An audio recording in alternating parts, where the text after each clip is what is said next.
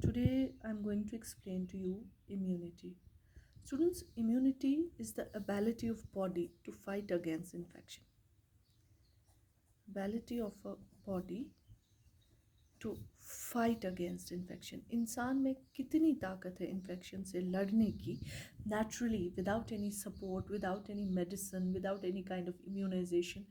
खुद उसमें कितनी ताकत है नेचुरली एक इन्फेक्शन से लड़ने की, that is called as immunity. Immunity in simple words का मतलब है ability of a body to fight against infection. कितनी ताकत है आप में खुद बिना किसी के सपोर्ट के इन्फेक्शन से लड़ने की, that is called as immunity. Immunity को जब हम ब्रॉडली क्लासिफाई करते हैं तो दो किस्म की होती है. One is called as innate immunity and another is called as acquired immunity. In today's lecture, I will explain to you innate immunity. Innate immunity के students दो और नाम होते हैं, inborn immunity and non specific immunity. ठीक है जी. इनेट का मतलब होता है नेचुरल, वो चीज़ जो आपको नेचुरली मिले. ठीक है, इसका और एक नाम भी है नेचुरल इम्यूनिटी. ठीक है students, इनेट, inborn, non specific, natural, ये सब एक ही चीज़ है. इनेट का मतलब होता है something which is right from your mother's womb. यहाँ पे जैसे मैंने आपको लिखा इनबॉर्न, इनबॉर्न का मतलब होता है जो इंसान को माँ की पेट से ही मिले.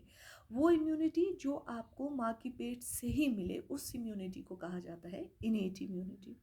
नेचुरल का मतलब होता है जिसमें आर्टिफिशियल चीज़ का कोई इंटरफेरेंस नहीं हो, जिसमें आर्टिफिशियल चीज़ का तस्वुर ही ना हो, जो बिल्कुल नेचुरल हो, जो बिल्कुल नेचुरल हो, उस इम्यूनिटी को बोला जाता है innate immunity. So students, innate immunity के भी दो मेजर टाइप्स होते हैं. One is called as anatomical barriers and another is called as physiological barriers. ठीक है स्टूडेंट्स, जब हम इनेट इम्यूनिटी को when we try to understand an innate immunity is broadly classified into two major categories. One you call as anatomical barrier and another you call as physiological barrier. Anatomical barrier की सबसे पहली example होती है skin. आपकी जो skin होती है students, वो आपको हज़ारों करोड़ों माइक्रो ऑर्गेनिज्म से बचाती है. आप इमेजिन करें एक ह्यूमन बॉडी जो विदाउट स्किन हो. ठीक है, तो आपके ऑर्गन्स जो होंगे वो विजिबल हो जाएंगे, आपका लंग जो हो जाएगा वो विजिबल हो जाएगा. दैट मीन जो भी गर्द आएगा वो डायरेक्टली आपके लंग्स के ऊपर बैठ जाएगा और 4-5 घंटे में इंसान की बॉडी ख़त्म हो जाएगी. या ये गर्दा पानी, या सबसे बड़ी बात है स्किन एक कैरेटनाइज्ड पार्ट होता है और वाटर प्रूफ पार्ट होता है. अगर स्किन नहीं होता तो आप नहा नहीं पाते, जितना भी पानी होता डायरेक्टली आपके ऑर्गन्स के ऊपर चला जाता. सो जो स्किन है ये सबसे पहला एनाटॉमिकल बैरियर है जो आपको प्रोटेक्ट करता है. पहली चीज़ ये कि ये इनबॉर्न है. ऐसा कोई इंसान नहीं है जिसको पैदा होने के बाद स्किन बनती है. नो, स्किन इंसान को माँ के पेट में ही बनती है. अगर आप देखेंगे 5 महीने का बच्चा अबॉर्ट हो जाता है या कभी कभी मर जाता है सर्जरी के बाद, आप देखते हैं मरा हुआ बच्चा भी स्किन के साथ होता है. तो जो स्किन है it is innate, it's inborn, it's something which is provided to the humans right in the mother's womb. इसीलिए आप इसे कहते हैं इनेट और inborn, something which you get from the mother's womb. This is an miliomyce immunity that is called as innate.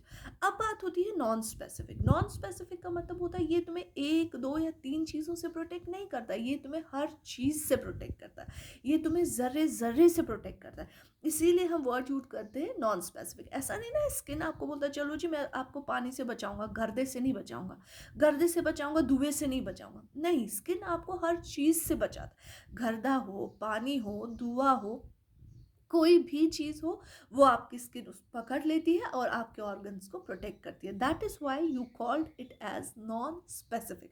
Non specific का मतलब होता है 1, 2 या 3 चीज़ों के लिए आपको प्रोटेक्ट नहीं कर रहा है, ये आपको हर चीज़ के लिए प्रोटेक्ट कर रहा है, ये आपको एक एक ज़र्रे ज़र्रे के लिए प्रोटेक्ट कर रहा है. ओके स्टूडेंट्स, सेकेंड इंपॉर्टेंट चीज़ होती है आपके नेजल हेयर एंड म्यूकोसा. जो आप देखेंगे बच्चा जो होता है नेजल हेयर के साथ पैदा होता है, या आप म्यूकस उसके नाक में होता है, और ये नेज़ल म्यूकोसा और हेयर क्या करता है, ये डस्ट पार्टिकल्स से आपको प्रोटेक्ट करता है। आपके जब आप एयर को इनहेल करते हैं, एयर में हज़ारों डस्ट पार्टिकल्स होते हैं, अगर वो डस्ट पार्टिकल्स आपके लंग्स में अंदर चले जाए तो आप क्या देखेंगे स्टूडेंट्स, वो सारा आपके लंग्स को ब्लॉक कर देंगे और इंसान की बॉडी प्रॉपरली काम नहीं कर पाएगी। सो nasal hair and nasal this mucosa is a natural thing and it protects you for everything। जैसे मैंने आपको स्किन के लिए बोला कि ये सिर्फ गर्दे के लिए ही नहीं आपको प्रोटेक्ट करेगा, आपको हर चीज़ के लिए प्रोटेक्ट करेगा। इवन आप कभी कोई स्ट्रॉन्ग स्मेल लेते हैं, उस चीज़ से आपको प्रोटेक्ट करता है, या बहुत सारी चीज़ें, आप कभी गर्दे को इनहेल करते हैं तो उन सब चीज़ों से ये आपको प्रोटेक्ट करेगा। इसीलिए हम इसको कहते हैं नॉन स्पेसिफिक। नॉन स्पेसिफिक का मतलब होता है एक दो या तीन चीज़ों के लिए नहीं, ये आपको हर चीज़ के लिए प्रोटेक्ट करेगा। सेकेंड इम्पॉर्टेंट थिंग जो इसके अलावा होती है वो होता है आपका वैक्स, एयर वैक्स। आपने देखा होगा या एयर के अंदर एक वैक्स होता है, ये जो एयर वैक्स होता है ये आपके एयर ड्रम को प्रोटेक्ट करता है। ये कोई किसी भी चीज़ को आपके ड्रम तक पहुंचने नहीं देता है, जिसकी वजह से आपका एयर ड्रम प्रोटेक्टेड रहता है।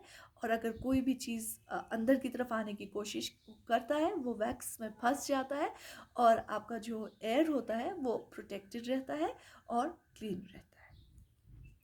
और हमारे आई लैशेज़ होते हैं,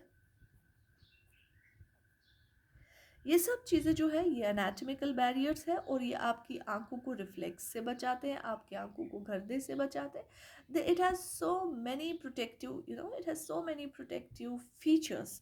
if you keep on adding, there are so many protective features that you can add on to it, जिसको आप एड ऑन कर सकते हैं। फिजियोलॉजिकल बैरियर्स में क्या होता है स्टूडेंट्स, फिजियोलॉजिकल बैरियर में सबसे पहला बैरियर होता है एसिडिटी ऑफ द स्टोमक।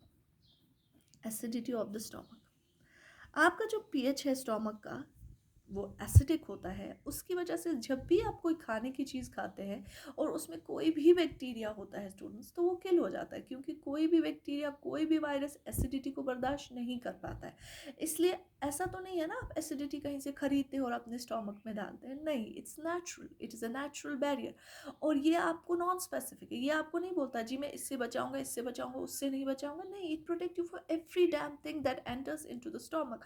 आपको खुद भी नहीं पता होती है आपने कितने ऑर्गेनिजम्स को खाया है, कितने इन्फेक्शियस एजेंट्स को खाया है, जिन्हें स्टोमक ने खुद ही आपको पता भी नहीं चलता। Stomach is protecting you against these kind of thing, जो आपको खुद ही प्रोटेक्ट कर रहा होता है। Okay, next important thing is phagocytosis. Phagocytosis जो होता है स्टूडेंट्स, जैसे आपको पता है हमारी बॉडी में WBCs होते हैं जो आपको द प्रोसेस ऑफ फैगोसाइटोसिस करते हैं। It is a natural thing. Phagocytosis much WBC बाजरानात पद पानस मस्त्राव, no, it's a natural thing and it protects you for every damn thing. Anything that enters the human body has to face the phagocytosis. और phagocytosis कौन करते हैं, हमारी phagocytic sales. और क्या वो फैगोसिटिक सेल्स आर्टिफिशियल है, क्या हम वो किसी इम्यूनाइजेशन से लाते हैं, no, they are natural, they are innate, they are inborn, they are non-specific, that is why they are considered as immunity। इसके अलावा हमारे पास होते हैं इन्फ्लेमेटरी बैरियर्स। इन्फ्लेमेटरी बैरियर्स जैसे आपने देखा होगा स्टूडेंट्स, मोच टॉप है वहाँ, अस कित कन चलान पता मोच टॉप है वहाँ, कुछ साथ पेन फील गसान, sometimes we don't feel the pain, मगर क्या होता है हमें वहाँ स्वेलिंग हो गई होती है, या सुबह नेलिस निंद्र वोतान तक स्वेलिंग, वो जो चीज़ होती है that is a inflammatory barrier. वो आपको खुद ही प्रोटेक्ट करता है। जब आपको स्वेलिंग हो जाती है आपको पता चलता है कि वहाँ पर किसी ने काटा है और आपको ज़रूरत पड़ेगी बॉडी को प्रोटेक्ट करने की। नेक्स्ट होता है बॉडी टेम्परेचर। बॉडी टेम्परेचर जो होता है स्टूडेंट्स, आपने देखा होगा हमारा बॉडी टेम्परेचर ऐसा होता है कि बहुत सारे बैक्टीरिया ऐसे हैं जो हम पे ग्रो नहीं कर पाते। जैसे मैंने आपको एक बोला बैसिलस एंथ्रेक्स। बैसिलस एंथ्रेक्स एक ऐसा बैक्टीरिया जो मुर्गों में होता है मगर इंसानों में नहीं ग्रो हो पाता।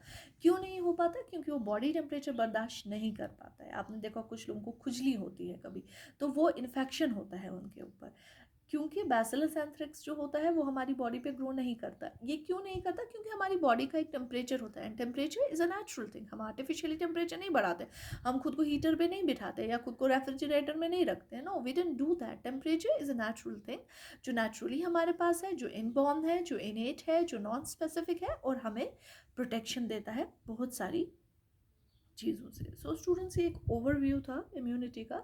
नेक्स्ट लेक्चर में मैं आपको अक्वायर्ड इम्यूनिटी के बारे में बोलूँगी। आपको कोई भी डाउट हो तो आप मेरे व्हाट्सएप नंबर पे मुझे फॉरवर्ड डाउट्स कर सकते हैं।